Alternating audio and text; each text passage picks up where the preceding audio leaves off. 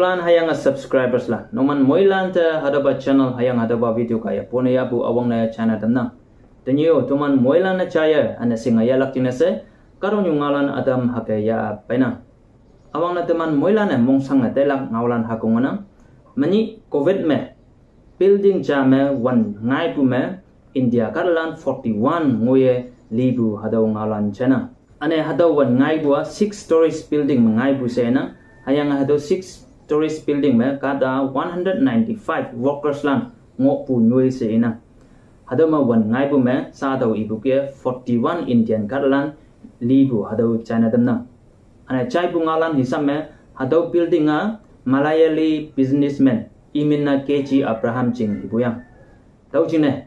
Police lane hadaw wan na hanggangai ane hang na ngai hadaw yamlak cine se hadaw KG Abraham pholak cine se order pa ngopo hadaw awang na noman na China dana.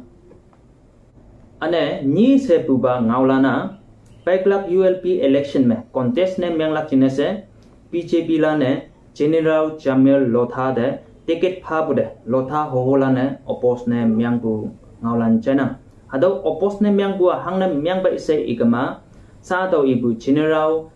Jamil Lotha iye lendi bu hibang me 25 Lotha singaman balande security treat pa buya. Hadaw jine hadaw General Jamil Lotha community mebu out name yang ngopu. Tahu jine Lotha hoholane hakie ex communicate name yang bu kada de BJP kaye iman ticket pa bua Yesu se yang oppose name yang bu ngawlan ni sibuba me haga chadam na. Lim sibuba ngawlan hakangona Rising People Party RPP lane sangopu present government NDPP BJP Alliance PTA government ENPU lande chame yejibe ni me ngawlai ibu yang se ibu hadaw iyangona awang ba ngawlaya hangke ibu si igama RPP lane ibu hisap me awang ba ngawlai sangopu PTA government lane ibu Ministry of Home Affairs kaya FNT chiang me draft working papers phayangi hadaw papers tang me state government kaya yoi opinion phabua 31st December 2023 saume phalak se ibu directive changoyangi hayang poi hadaw ye phabe delay ne myang bua hadawa Eastern Karalan de sangobo PTA government ne ngawlai ibu hadawa awangba ane ni sibuba sa teman moila ne tan ngobo ULP election tang me ENPU Karalan election na yaya lak se yang ayongonang hayang poi sa ngobo NDPP hayang BJP Alliance government ENPU area me yoiching candidate lan nomination file na myang adambu hadawa ni sibuba sa ngobo present government kaye ENPU lan de ngawlai ibu se RPP lan ibu hadaw China damna ane akimna ngawlan cha teman moilan na singbu ENPU area me